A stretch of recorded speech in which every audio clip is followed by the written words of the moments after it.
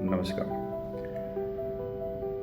આજે 18મી એપ્રિલ 2024ના ન્યૂઝપેપરમાં એક હેડલાઇન છે કે બ્રિટનમાં 2009 પછી જન્મેલા બાળકોને તમાકુના સેવનથી દૂર રાખવા માટે તેઓને તમાકુની કોઈ પણ આઈટમ વેચી શકાશે નહીં એવો ખરડો પસાર કરવા જઈ રહ્યા છે,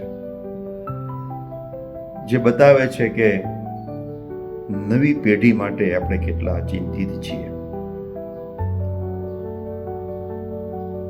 કોઈ પણ દેશનું ભવિષ્ય ત્યારે જ ઉજળું હોય જ્યારે નવી પેઢી જે તૈયાર થઈ રહી છે તે શારીરિક રીતે, માનસિક રીતે અને સામાજિક રીતે સજ્જ હોય, જો ફિટ દરેક ક્ષેત્રમાં હોવા જોઈએ, અને તો જ તે દેશની પ્રગતિ જે થઈ છે તે જાળવી શકશે અથવા તેમાં વધારે પ્રગતિ કરી શકશે.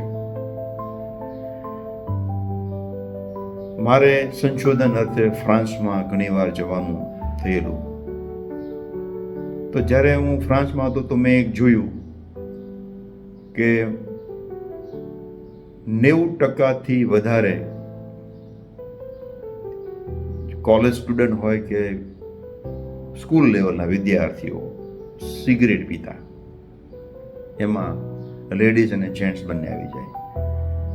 એટલે અમારા જે રિસર્ચ ઇન્સ્ટિટ્યૂટના જે ડાયરેક્ટર હતા તેની સાથે વાત થતાં મેં એને પૂછ્યું કે એટલું બધું સિગરેટનું ચલણ કેમ? ત્યારે તે ડાયરેક્ટરની ઉંમર લગભગ 55 વર્ષની આસપાસ હતી. તો એવું એમણે કીધું કે જ્યારે હું 15 વર્ષનો હતો ત્યારે સિગરેટ પીવી હોય તો વડીલોથી છુપાવીને પીવાતી, અને જે તે સમયે સરકારે કોઈ એવું ધ્યાન ન આપ્યું, અને જેના પરિણામે આટલા મોટા પ્રમાણમાં લોકો વ્યસન તરફ વળી ગયા. અને અત્યારે સરકાર જાગૃત થઈ, ઘણા બધા નવા કાયદાઓ પણ આવ્યા, પણ જે દૂષણ આવી ગયું છે તેને અટકાવવા માટેના સમર્થ નથી. ટેક્સ જ એટલો બધો છે કે 1 રૂપિયાની વસ્તુ હોય તો એ 10 રૂપિયામાં મળે, એટલો ઊંચો ટેક્સ. અને તેમ છતાં જ્યારે એડિક્શન થાય તો એ બધા છોડવાના નથી, પણ નવા એમાં ઉમેરાય નહીં. બીજું એવું પણ કરવામાં કે લૂઝ તમને સિગરેટ ન મળે. આ વાત કરું છું 2003-04ની. તો એના ઉપરથી કેવું થાય કે લૂઝ સિગરેટ ન મળતી હોય તો પેકેટ આખું ખરીદે નહીં, તો એડિક્શન થવાની શક્યતાઓ ઘટી જાય. એકાદ સિગરેટ લઈને પી નાખે તો એડિક્શન થાય, પણ આખું પેકેટ જ વેચે તો પેકેટ મોંઘું પણ પડે અને એક સાથે ઉપયોગ બી ન થવાનો હોય.